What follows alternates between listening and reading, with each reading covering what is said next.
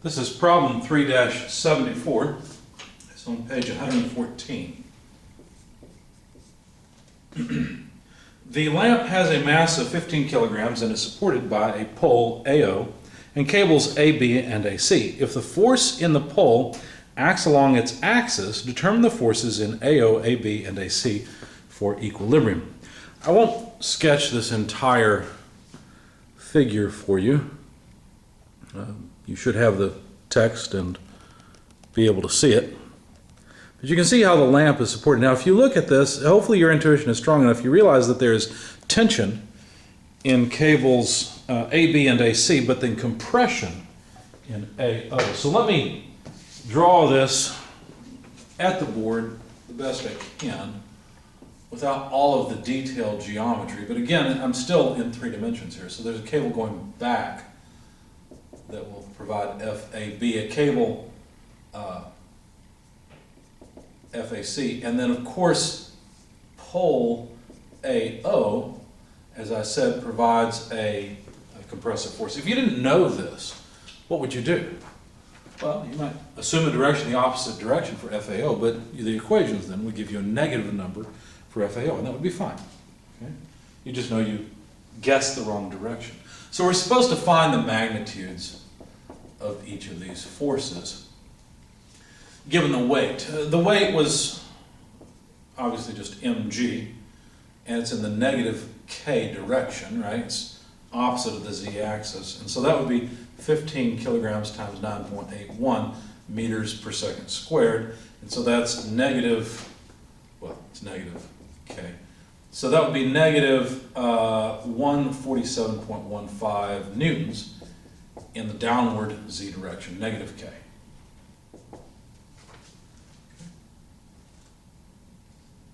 What I'm going to do is try to come up with a unit vector for each of FAB, AC, and AO.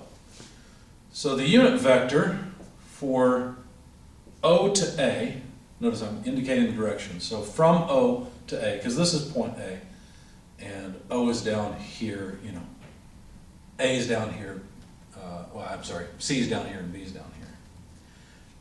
Well, what would the unit vector look like? Well, if you look at OA, you'll notice that O is at the origin, and to get to A, you got to move positive 2 meters in the x direction, negative 1.5 meters in the y direction, and positive 6 meters in the z direction. So that's 2I minus 1.5j plus 6k. And then you need to divide by the length of the vector, 2 squared plus negative 1.5 squared plus 6 squared, in order to come up with the unit vector. Now if you do this, if you calculate this square root, you'll find that it's 6.5. So we can write this as 2 over 6.5 I minus 1.5 over 6.5 j plus 6 over 6.5 k. So there's the unit vector from O to A. Okay? So I should write this as OA, not AO. So I'm trying to indicate from and to. The unit vector to get us from A to B, because we need to go from A to B. Well, to get from A to B, what do you have to do? Well, referring to the figure, looks like you'll have to go back 2 meters plus 4 meters is 6 meters along the x-axis, but in the negative x direction, so that's negative 6i. Let's jot that down. Negative 6i. And then you'll have to move from A to B along the y-axis, positive 1.5 plus 1.5. That's plus 3 meters in the j direction, or along the y-axis. And then move down from A along the z-axis by 6 meters, so that's negative 6k. And again, to get a unit vector, divide by the magnitude.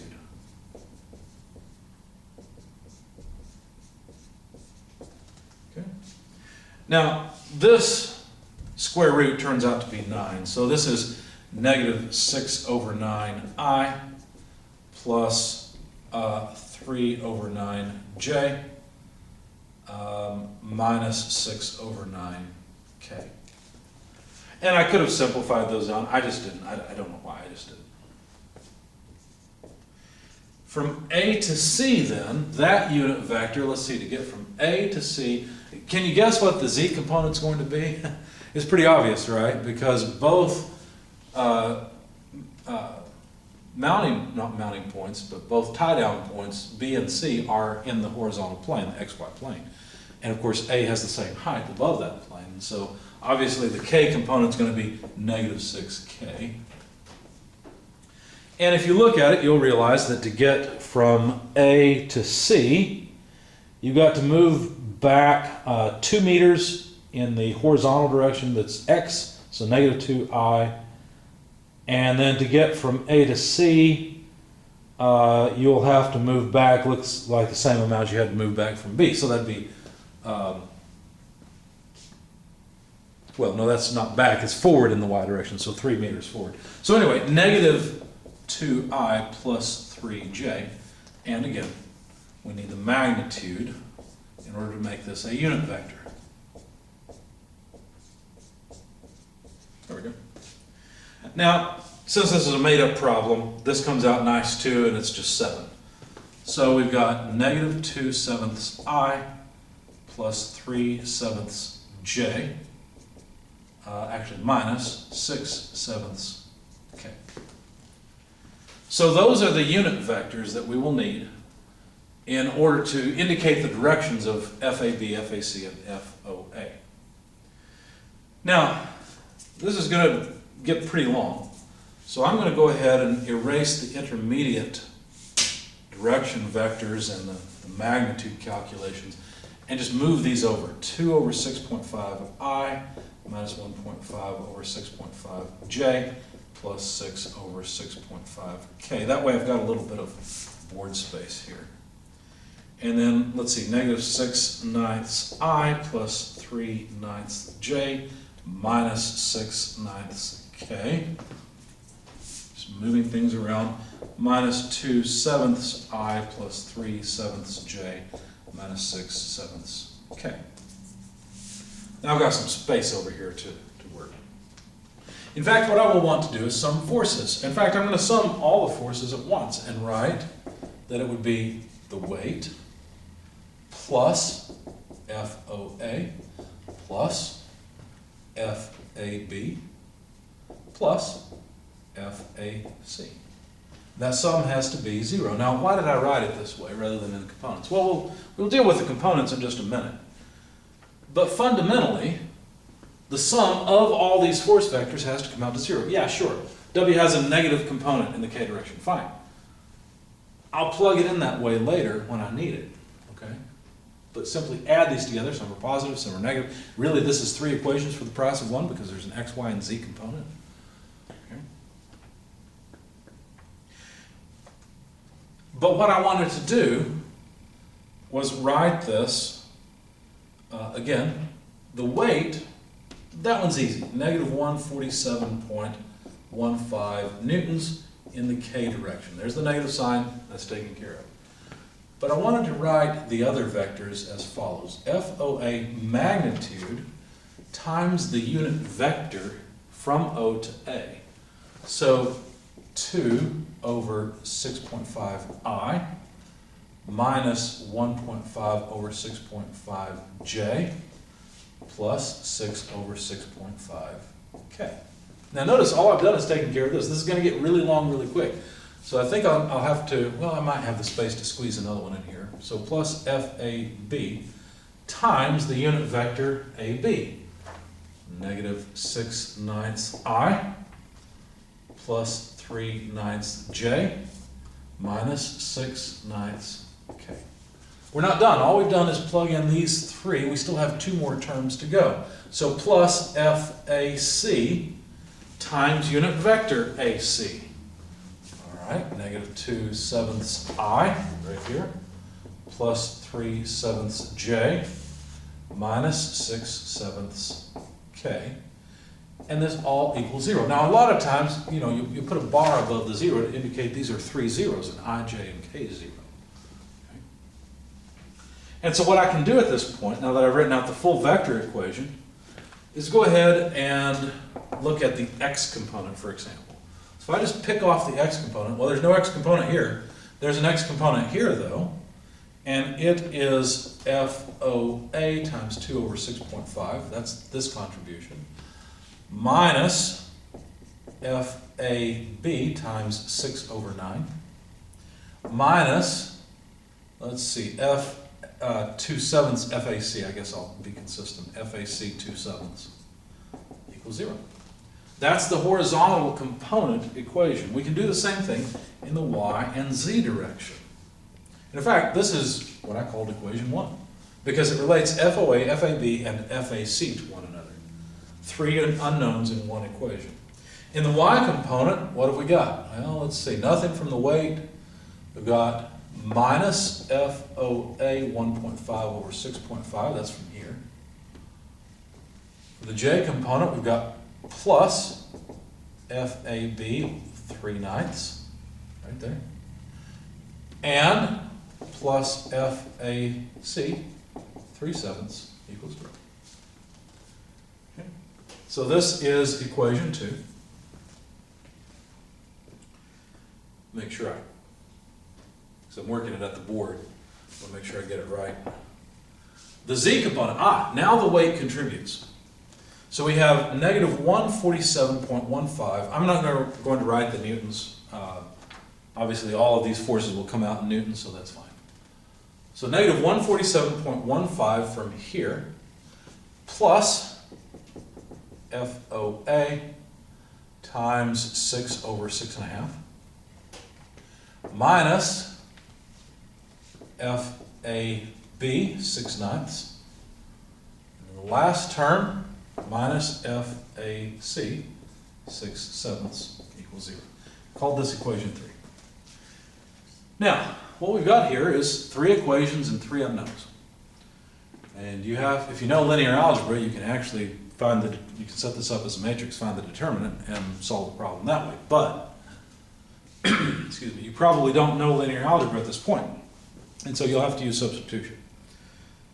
Now, if you get lucky like I did, I got really lucky, your life will be easy. This is not easy, however. In general, finding these 3 unknowns from 3 equations is going to be a whole lot of algebra, and you'll probably make a mistake. Now, how do you know whether you get the right answer or not? I mean, you crank through a whole bunch of algebra, and unless the equations blow up somehow and you get something that doesn't make any sense, how do you know? Well, one thing you can do is you can use a CAD package such as SolidWorks and make a 3-dimensional sketch. Okay, so you can make a 3-dimensional sketch of the geometry itself, okay, just to get the directions of all of the cables. After you do that, you can make another 3-dimensional sketch, or within the same 3-dimensional sketch, make a vertical vector that represents the weight, because you know the magnitude of the weight. And then, what does this say? What does sum of forces equals 0 say? What it means is that if you take all 4 of these vectors and put them head to tail, and it doesn't matter what order you do it in, if they're all head to tail, and you make the angles match the geometry for each of the force vector directions, then it will actually calculate the magnitude of all of those force vectors. Okay? So you can just measure the lengths of the line. So what you would do is scale your vertical line so that it represents 147.15 newtons. When I did this, 147, if I made the line length 147 meters, it would have been ridiculous. So I made it 1.4715, and all I had to do is measure lengths and then multiply them by 100, and I had my forces in newtons. So that's a good way to go. Now let me warn you, SolidWorks is really bad at iterating to solve the 3-dimensional sketch. You've got to get the lines, when you lay them down, they've got to be close to parallel to the geometry lines, the lines defined by the geometry, the figure that's given in the book. So make sure you get them close to parallel, then constrain them to be parallel, and you should be able to get SolidWorks to give you a reasonable answer. But SolidWorks, like many CAD packages, has to iterate in order to solve. So if the one line's off a little bit, it'll say, well, what happens if I move this line a little bit, basically is what it does.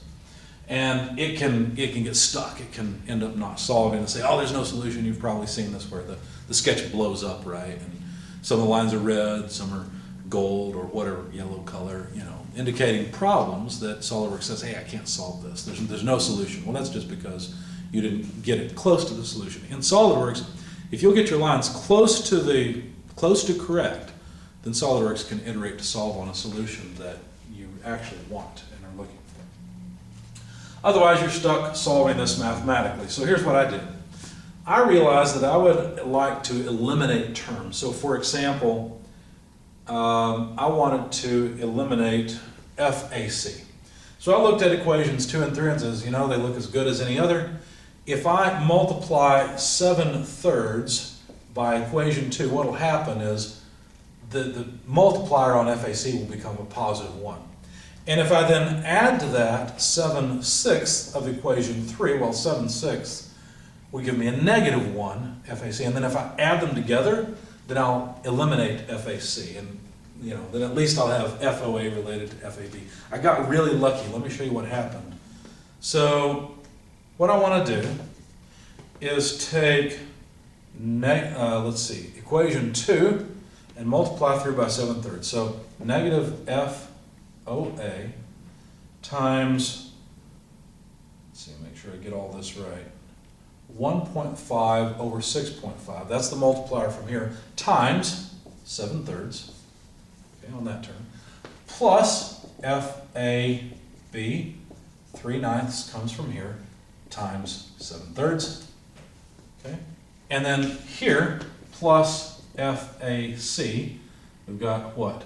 3/7 times 7/3, that's the whole point in doing this, equals 0. I could multiply the 0 by 7/3 too, but it's still 0. So you notice what happens, this is gone, we've just got FAC. I wanted to add to that 7/6 of 3. So let's see. So I'm going to need 147.15 times 7/6. Okay, and I'm going to try to line these up. Maybe I should line that up a little better. Let me move it over. 147 negative 7/6. There we go.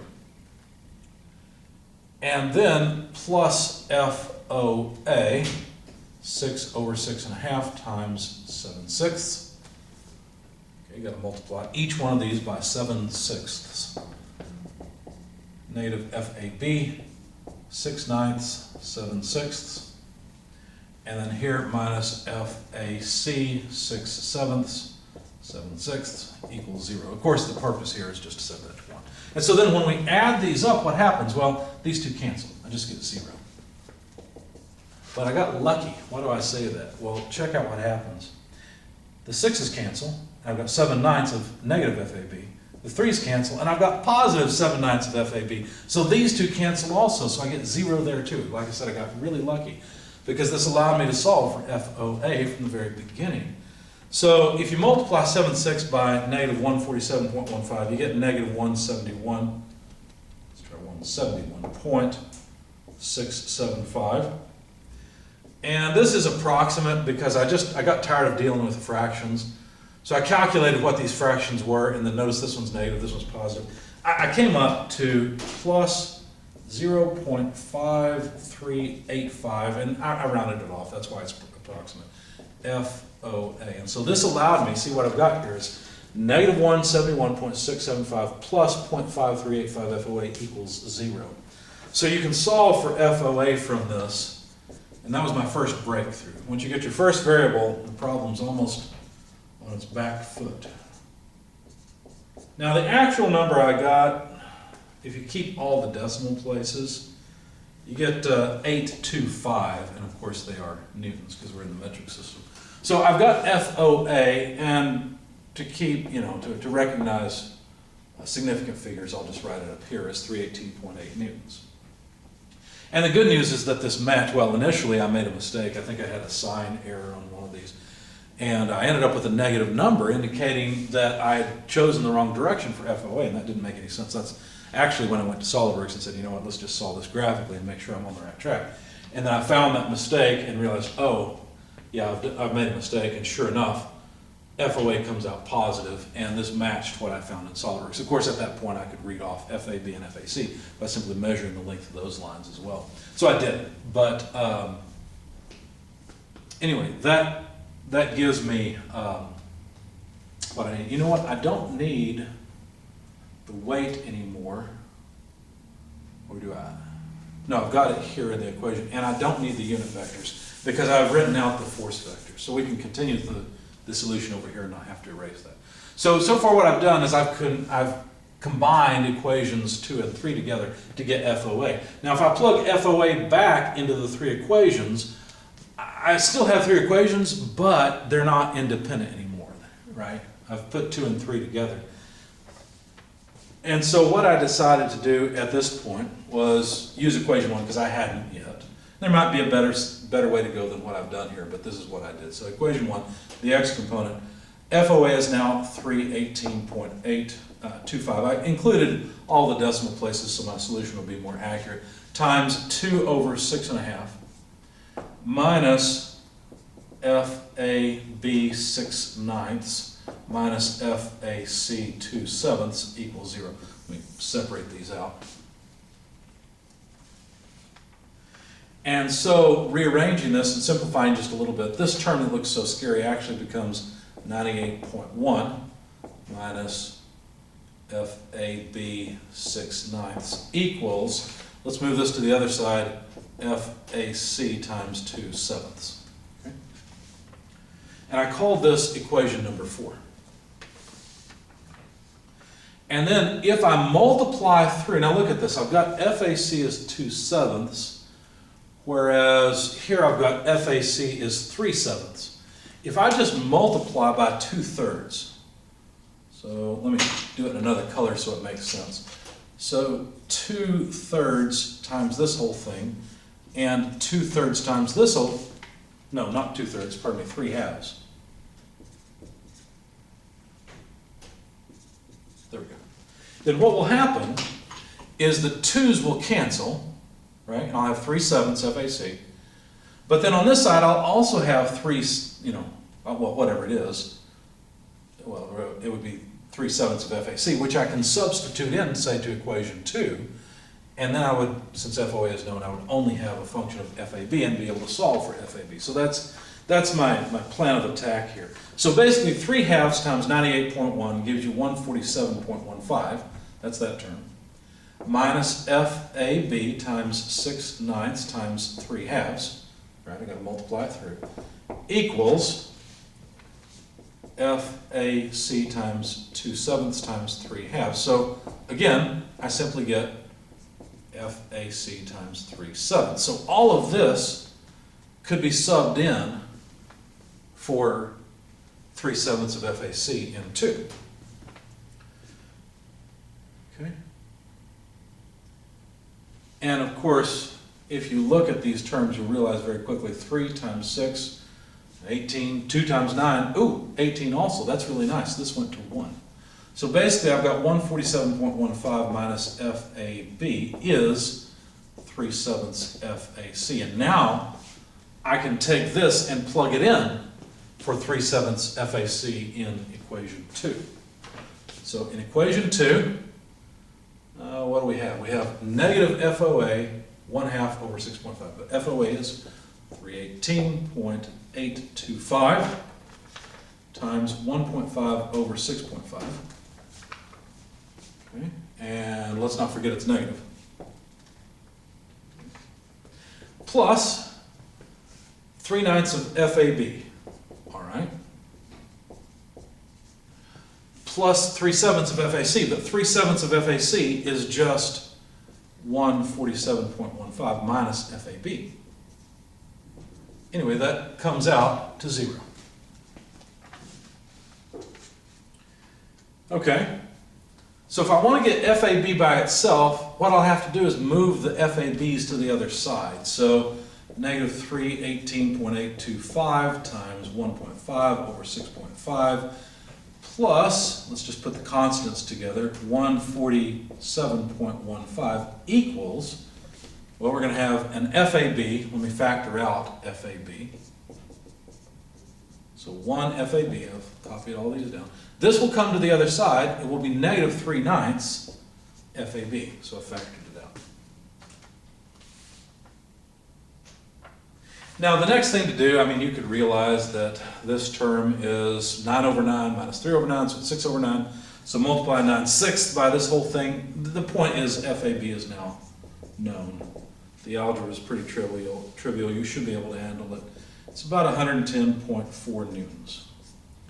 So there's FAB. We've got FOA. And now finally, we could use equation 4, because it only involves FAC and FAB, both of, well, we know FAB now. It's got FAC on one side, so it's pretty straightforward to use it. So let me get rid of some of this. We'll take equation 4 and rearrange it just a bit. Well, how? Let's see, what did I do? Well, the thing I called equation 4 was the thing without multiplying by 3/2. That was just the solution going on to find one of the other forces. So if I want FAC, all I need to do is copy down the left-hand side and multiply by 7/2. 7/2 times 98.1 minus FAB times 6/9. But of course, FAB, when you don't round this off, you get 110.3625. So I did keep that for my solution, just so again it's a little more consistent. But anyway, this comes out to 85.8 newtons. And the actual number was 85.8375 newtons. But for, again, significant figures, I did that. So I probably shouldn't have put a box around this one, because I'm not really respecting significant figures there. So basically that allows me to fill it in over here if you like. Maybe I should have, again, not put boxes around these. So I can say this is 3625 newtons, and then up here on FAB, written the 110.4 newtons, you know. Same thing here.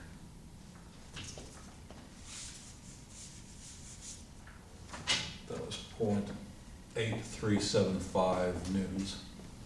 And so this one is 85.8 newtons. And I guess then we could put boxes around all of this. So I did guess the correct direction, which I knew it would be from intuition, that the pole had to be in compression. And the fact that it came out positive verified that. And the fact that these came out positive meant that I'd selected the right direction for tension in the cables. If for whatever reason with the setup they had been negative, that means it wouldn't work. The cables wouldn't be able to support it, because you can't push a rope, you can't push a cable very well, at least not without guiding it. So I did, by intuition, select the correct direction for the forces, but if you selected the wrong direction, you would just get negative numbers. It wouldn't really matter. And you would realize you selected the wrong direction. As long as you're consistent with the math. Now, I did get really lucky. Honestly, I did this the first time, and after that one little mistake with SolidWorks, I was just trying to get rid of FAC. I got lucky and got rid of FAB as well. And then I also got lucky by choosing, what was it, equation 2. Was it equation 2? Whichever one it was here. Let's see, 318. Whichever one it was, I've forgotten now. But I saw the strategy of getting rid of, you know, FAC in equation. Let's see, that would have been in equation 2. So, oh yeah, I chose equation 1.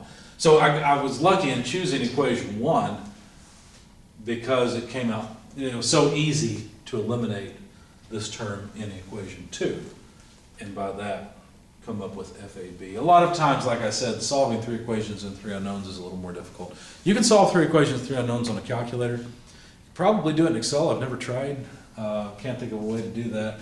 If you know MATLAB, you can put in the matrix. The matrix is basically just the coefficients of all these. Notice this has a positive 2.65 coefficient, a negative 6.9, negative 2.7 coefficient, so on and so forth. You can actually set that up as a matrix and ask MATLAB to invert the matrix. And what that really means is you're getting the solutions for the various terms. And when you multiply the inverse of the matrix by the main matrix, you get the identity matrix, and all you really have to do is multiply the vector on the right-hand side by the inverse of the matrix, and you get the solution. But if you don't know how to do that because you haven't studied linear algebra, that's okay. It's still just algebra. It's just a little bit of a bear unless you get lucky like I did. What would I recommend for you if you don't know linear algebra? Definitely draw this in SOLIDWORKS. Draw it in whatever CAT package you have that can draw in 3 dimensions. Learn how to scale the vectors that are known so that the package calculates the length of the other vectors, and use your scale factor, and then you'll know the forces. Like I said, I did this with SOLIDWORKS and it came out the same as here. In fact, I was able to increase the precision of what was being displayed, and it was exactly right, so that worked well. But there's always the problem in SOLIDWORKS that it iterates to solve, and if it's far away from the right solution, you might end up at a no solution condition. And that has to do with optimization, something beyond the topic of this course.